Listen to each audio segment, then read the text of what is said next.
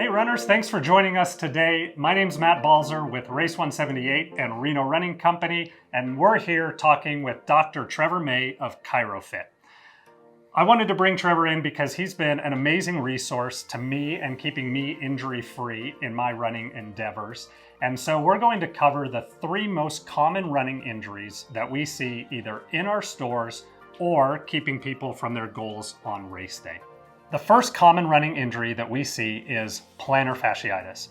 Can you tell the viewers what plantar fasciitis is and what they can do about it? Essentially, we got to start with what plantar fascia is. So your plantar fascia is essentially a piece of leather that runs from the bottom of your heel to your toes. It's there to absorb shock. Over time, if you put too much pressure into the plantar fascia, you can have these little micro tears, which lead to inflammation. Over time, the inflammation stops and leads to scar tissue, which leads to pain. Most of these things come from overpronation of your foot, which is essentially you losing your arch. So it's extremely important to have really good shoes that support your arch, and then having proper biomechanics of your hip and knee. Trevor, number 2 on our list is shin splints. Either runners are coming out of winter and ramping up a training program, or youth athletes starting track and field. Can you tell the viewers a little bit about what shin splints are and how they can best address them? So shin splints can actually be a little bit of a complicated issue. They stem from the terrible twos, too much, too often, too frequent, all these things when you first get into it. It really stems from biomechanics. So here at ChiroFit, we can really help establish proper biomechanics so that you're not overloading into the tibia itself.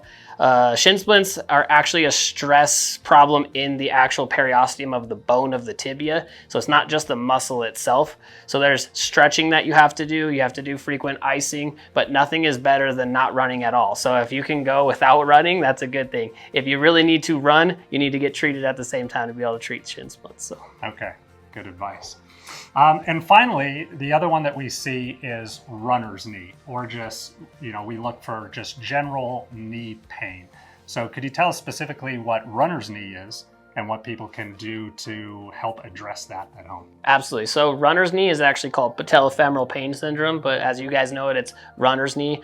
So essentially your patella has to track properly through your quads. And so if it gets pulled in one direction too much, it will start to wear out the cartilage underneath the kneecap. So most of this stems from tightness in your lateral leg, which can come from your glute, your IT band. That sort of stuff starts to stem into irritation of that cartilage, inflammation, and pain. So there's different ways that we got to stretch through your quad, stretch through your glute to alleviate some of that tension in the lateral aspect, and then strengthen the inner portion of your knee to be able to get the knee to track properly. So it all comes back to biomechanics, how you move.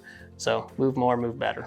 Awesome. So Trevor, I know you're just like me. We want to keep runners out there running, active, and healthy.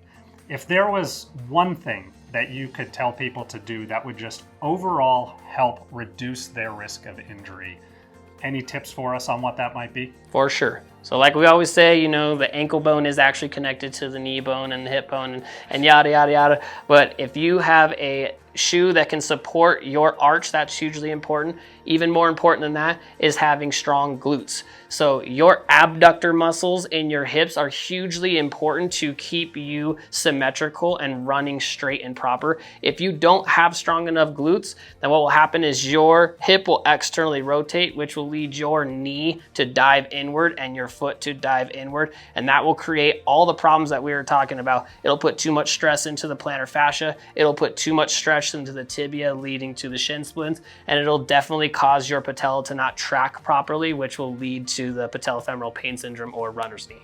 Trevor, thanks so much for talking with us today and keeping our running community injury-free out there. We hope that this helps you achieve those active lifestyle goals, but if you have any questions for Trevor and his team here at ChiroFit, we've got that information for you. Trevor, thanks again. Thank you.